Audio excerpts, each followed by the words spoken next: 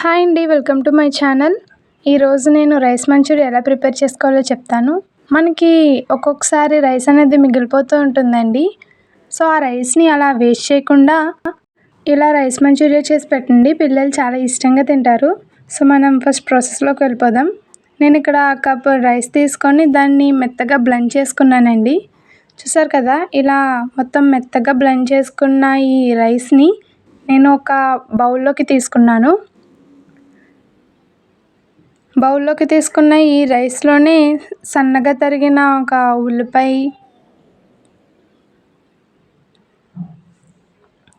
ఇందులో పచ్చిమిరకాయలు కూడా వేసుకోవచ్చండి. కాకపోతే నాకు ఆల్రెడీ బ్లెండ్ చేసి పెట్టుకున్న పచ్చిమిరపకాయ పేస్ట్ ఉందని నేను దాన్ని యూస్ చేశానండి. 1 టీ స్పూన్ ధనియాల powder, 1 teaspoon chaat masala, 1 teaspoon garam masala, అలానే 1 టీ స్పూన్ జీలకర్ర పౌడర్, అలానే 1 టీ స్పూన్ ఉప్పు, 1 టీ స్పూన్ కారం వేసుకున్న తర్వాత గరిటెన్నర మైదా పిండి, 1½ స్పూన్ కార్న్ఫ్లవర్, దాంట్లో కొంచెం కొత్తిమీర తురుము వేసుకొని వాటిని బాగా మిక్స్ చేయాలండి.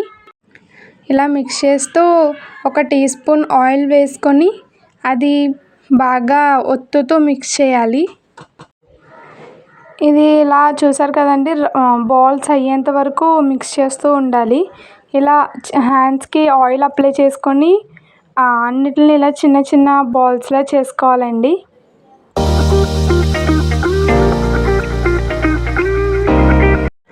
ఇలా అన్నిటిని ఆ పిండి మొత్తం ఇలా బాల్స్ కింద చేసుకున్న తర్వాత ఇలా స్టవ్ మీద ముకుడు పెట్టుకొని దాంట్లో ఆయిల్ వేసి ఆ ఆయిల్ హీట్ అయిన తర్వాత ఈ బాల్స్ అనేవి ఒక్కొక్కటి దాంట్లో డ్రాప్ చేయాలండి. ఇవి ఇలా కొంచెం గోల్డెన్ కలర్ వచ్చేంత వరకు బాగా డీప్ ఫ్రై చేయాలి. డీప్ ఫ్రై చేసుకున్న వాటిని నేను విడిగా ఇలా ఒక బౌల్లోకి తీసుకుంటున్నాను. అలానే అన్ని బాల్స్ని కూడా బాగా డీప్ ఫ్రై చేసి గోల్డెన్ కలర్ వచ్చేంత వరకు డీప్ ఫ్రై చేసి ఇలా బౌల్లోకి తీసుకోవాలి. నేను తర్వాత పక్కన వేరే ప్యాన్లో ఆయిల్ తీసుకున్నాను. ఇక్కడ సన్నగా తరిగిన వెల్లుల్లిపాయ రెబ్బలు, ఆనియన్స్, గ్రీన్ చిల్లీ కూడా తీసుకున్నానండి.